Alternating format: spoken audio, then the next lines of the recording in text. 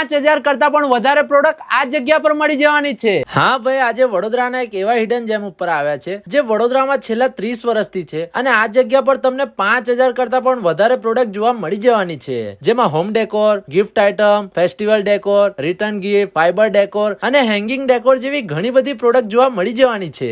અને આ લોકો હોલસેલ રિટેલર છે અને ભાઈ તમને વિશ્વાસ નહીં થાય કે હમણાં ત્યાંથી આખા વર્લ્ડમાં પ્રોડક્ટ મટીરિયલ જાય છે. દુબઈ અને કેલિફોર્નિયા જેવી મોટી મોટી કન્ટ્રીમાં પણ મયુર આર્ટ ગેલેરીનું નામ ચાલે છે.